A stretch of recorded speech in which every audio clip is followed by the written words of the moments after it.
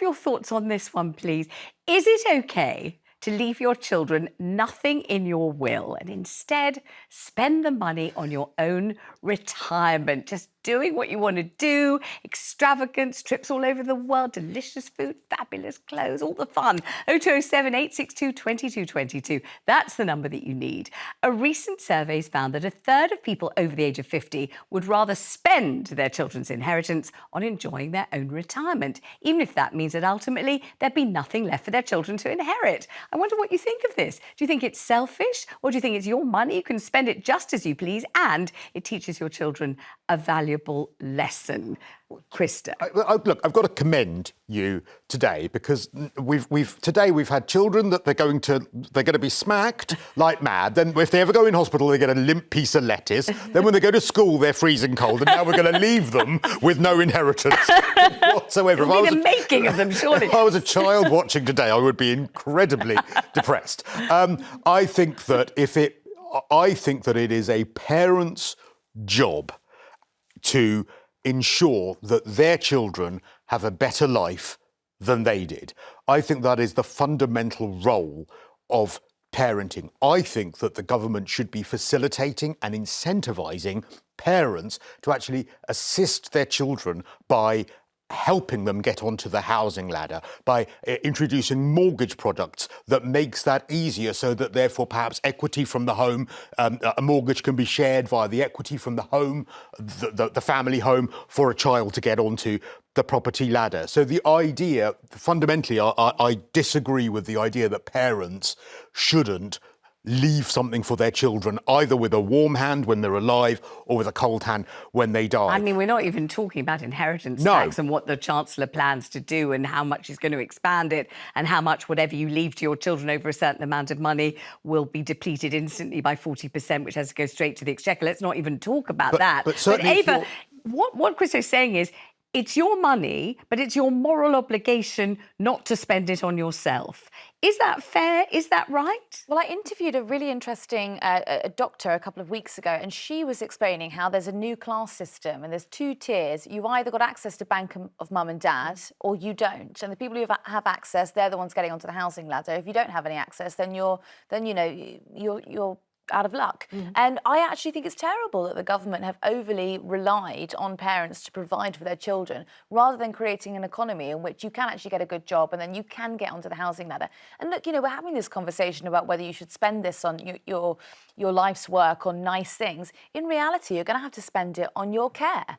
Unfortunately, in the next 10 years or so, you are going to have to spend it on that. You're going to have to unless of course you don't. Unless of course you decide this is the only life I'm going to have. This is my only bite at the cherry. I'm only here once. I've got this amount of money, and I'm going to do all the things I most want to do while I've got the good health and the energy and the intention and the desire to do them. So I'm going to go on a cruise if that's what I like to do, and I'm going to go to Australia and see what it's like because I've never been, and I'm going to have the best pair of gorgeous boots that I desire because I still have desires, and wine, women, and song. Gentleman song, I don't know, wine, fun. What about fun, for God's sake? What about Vanessa, fun? This is a window into your retirement that I thought we never thought that we would get. But no, I think that, may that day be very far off, by the way. But I'm sorry, you can do all of that stuff, but your fundamental job as a parent is to firstly make sure that your children are set up first. That to me is an absolute no-brainer. And I'm sorry that there are some people, because of the failings of the state, I agree with you on that don't have access to the Bank of Mum and Dad. But the solution to that is for the state to get its act together and build more housing and to do what it needs to do. The solution to that is not to bring everyone down to the same level where, unfortunately, unfortunately, inequality, that is something that just exists. You don't solve it by bringing everyone down to the same level of misery. But Ava, is it a parent's job to set up their adult children? Or as I remember my father very clearly saying to me, we've given you an education. That's what we've done. You've got your education. Right now, go ahead and use it. It wasn't like we've given you an education. It's our job now to establish you and set you up and make sure that you lead this kind of life and that kind of life. Not at all. It was, you've had your education. You're on your own, baby, pretty much. Yeah, and I would say that there's a big divide, actually, actually, in a lot of people that I went to university with, between parents who said, look, we're getting you through education and we'll support you kindly, but, you are on your own. And the people who had houses bought for them or had their rent provided for them, I would say that there's a real disparity in where those two different groups are in their careers. And I would say when they've had things provided for them too early on, they sort of just lapse all the way through their 20s. I just think it's so interesting that because you two are so youthful, you're really focusing on the perspective of the children in this and whether the children should or shouldn't be helped and whether they need to be helped. What about the parents, for God's sake? They've been around so much longer. They've been kicking about the planet for ages. Isn't it their time, if they manage to have a few quid about their person, to be able to spend it? Because they are always going to be parents. They're always going to be parents. Now, I take the point about them needing to have some fun and enjoy themselves, but I absolutely cannot get my head around parents that are affluent. I'm not talking about parents that are really struggling to make ends meet, but parents who are affluent, who will see their children struggling. I cannot get my head around that. I've never been able to get my head around that. I'm surprised about that. I thought that you would have been a really get on with it now. No, I mean, I was lucky in as much as my deposit for the first place I ever bought, my parents helped me with, and my mum always said, I use the phrase, I'd rather give it to you with a warm hand than a cold. I don't want you to have to wait until I've died till you can get onto the property ladder. And I'm incredibly lucky as a result of that. And I know that I am. But every time when I was growing up, fundamentally all I ever heard was, we're doing this so that you and your brother don't have to struggle like we did when we were growing up. I think my father liked seeing me struggle. Let's go to Frank in Newcastle. I think he thought it was character building. Frank, hello. What do you think? Should we spend the inheritance on ourselves? Well, it's not a case of inheritance. It's what we have in our bank accounts. What we have done, my wife and I, we've made our wills so that the children have each got a share of the house already if anything happens to us. Right. But it gives us a right, if necessary, because they're looking after ourselves in a care home or in future, that they have the facility to look after us through allowing us to buy into a care home. But any inheritance money, what was left, the house is theirs eventually. Anything in the bank at the moment is ours to spend on holidays, and we enjoy our retirement. Good. Anything that we've got in the bank that's left, when we do pass over, then they will get anyway. But I don't believe it's our responsibility to ensure that they've got unfettered access to what we have.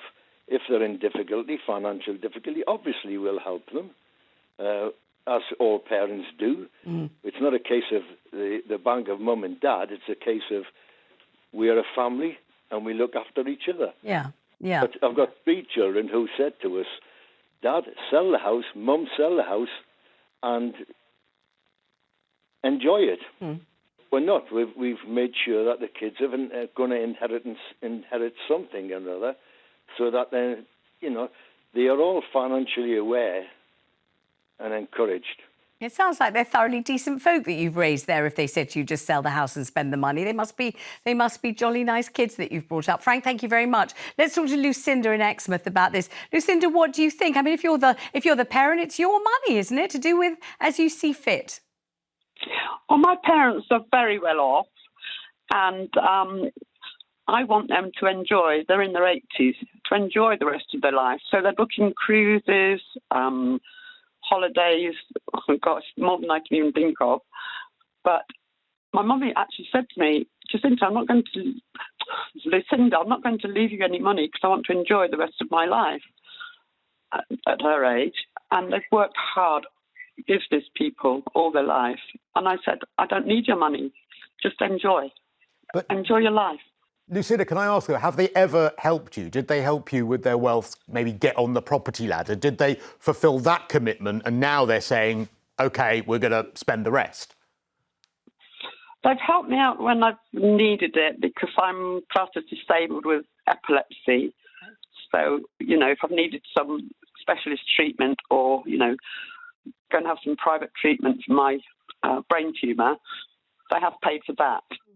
But I don't expect them to end their life in poverty when they are just enjoying the rest of their life at 80. Well, my mum's 85, my dad's 86.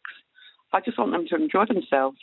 And I don't see anything wrong with, you know, letting your parents do what they want to after they've brought children up, 3 children.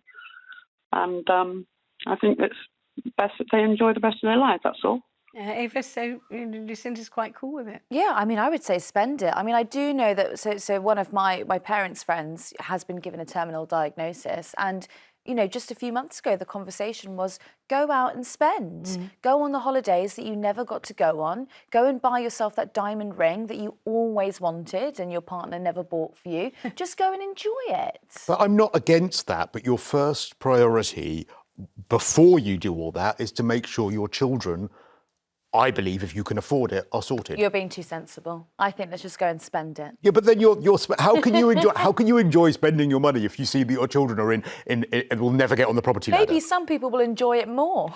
Or maybe. In that context. Maybe. I suppose some people will be thinking there comes a point at which you're no longer a child, even if your parent is still alive. You're an adult, and it's your own responsibility, and it isn't for your parent to keep subbing you or guiding you, steering you. You've got to paddle your own canoe, as they used to say. And I take that point.